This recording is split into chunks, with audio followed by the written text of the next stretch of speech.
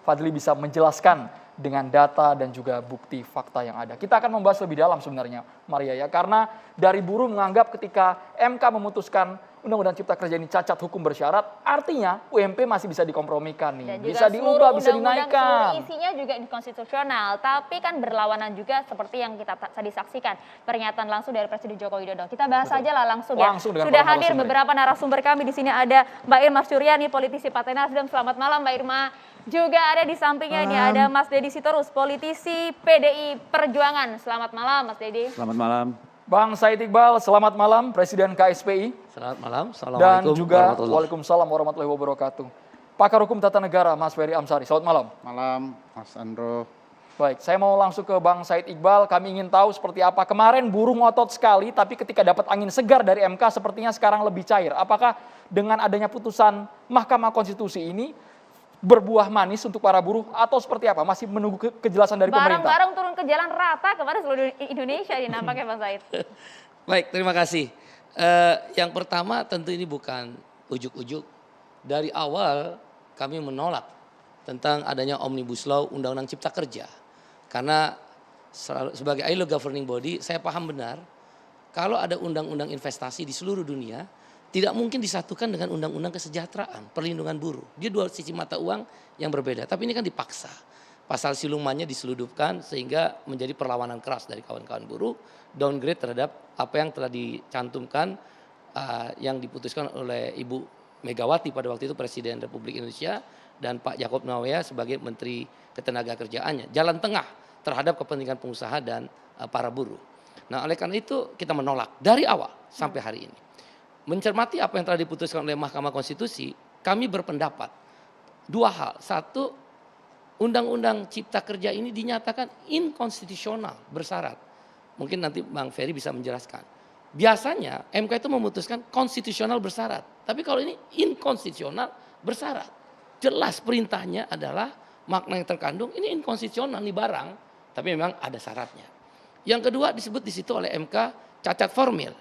Nah, dari dua hal tersebut kemudian muncullah beberapa amar putusan nomor 1 sampai 9. Kami mencermati nomor 4, amar putusan nomor 4, amar putusan nomor 5, 6 dan 7. Hasilnya?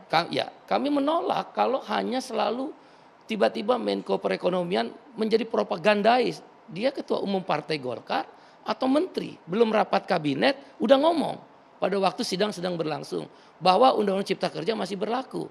Ya itu propaganda, hanya menyebut nomor 4, nomor 4. Tidak pernah dijelaskan sebagai seorang negarawan, nomor 5 gimana, nomor 6 gimana, nomor 7 gimana, sikap presiden gimana. Nah, itu yang menjadi kerancuan terus bergulir. Nah kami berpandangan nomor inkonstitusional bersyarat itu ada dua. Satu, dia disuruh perbaikin prosedurnya ya. Ini kan uji formil, bukan uji material. Nanti bisa dijelaskan lebih detail. Oleh karena itu material nggak pernah disinggung. Apa kehilangan objek hukum, apa istilahnya saya nggak ngerti deh, kehilangan objek hukum. Nah oleh karena itu ini formil, yang akan diformilkan perbaiki dulu undang-undang P3 tentang pembuatan undang-undang, bukan isi. Nggak ada kita diskusi tentang MK itu tentang isi, makanya kehilangan objek kami formil dan material. Nomor 101 gugatan kami hilang, kehilangan objek tanda hukum. Nah nomor yang syarat keduanya itu ada dikatakan amar putusan nomor 7. Menyatakan setiap tindakan menyatakan menangguhkan tindakan garis miring kebijakan yang strategis dan berdampak luas. Itu satu frase. Jadi ada kebijakan atau tindakan kalau dia strategis dan berdampak luas tangguhkan, tunda, nggak boleh berlaku. Kemudian frase kedua dan dilarang menerbitkan peraturan yang baru. Jadi yang baru pun nggak boleh diterbitkan. Nah sampai titik ini kami sangat mengapresiasi apa yang disampaikan oleh MK. Apakah benar yang disampaikan Presiden Jokowi, Bapak Presiden Jokowi, bahwa Undang-Undang Cipta Kerja berlaku? Betul, berlaku, kami setuju, amar putusan 4. Tapi baca dong amar putusan 5-nya, amar putusan 6 dan amar putusan 7. Jadi problemnya di mana?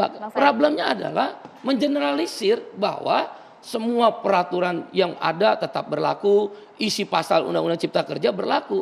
Padahal mari kita telah satu aja ya, kami contoh di ketenagakerjaan. PP nomor 36 tahun 2021 tentang pengupahan, pasal 4 ayat 2 jelas di situ dikatakan bahwa kebijakan penetapan upah minimum adalah kebijakan strategis, kejebak sendiri itu menteri.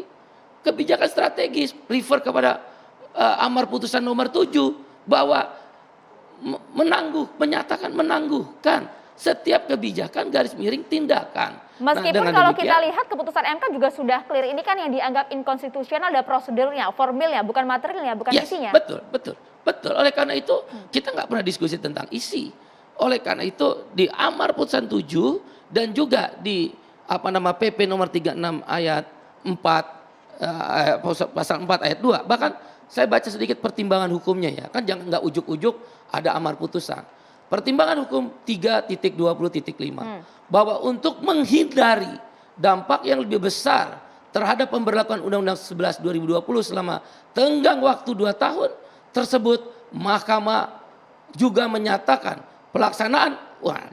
Mahkamah menyatakan pelaksanaan UU 11/2020 yang berkaitan hal-hal yang bersifat strategis dan berdampak luas agar ditangguhkan terlebih dahulu, termasuk tidak dibenarkan membentuk peraturan yang baru serta dibenar pula penyelenggara negara melakukan pengambilan kebijakan strategis yang dapat berdampak luas. Jelas. Strategisnya artinya UMP. PP nomor 36 tahun Sebentar, Bang Said 2021. menyoroti termasuk UMP. UMP kan ditandatangan sebelum keputusan MK. Betul. Ketika tanggal 20 November, Bang Said dengan Iqbal. dia ditangguhkan, tidak berlaku, cabut itu SK gubernur. Nah, aksi-aksi buruh yang tadi ditayangkan oleh TV One adalah apresiasi, perlawanan keras. Ini akan makin mengeras. Karena gubernur atas dasar apa dia menggunakan PP 36 melawan mahkamah. Ibu Irma harus komentar nih, Bagaimana, termasuk Bagaimana? SK UMP. Ibu Irma, apakah Anda sepakat?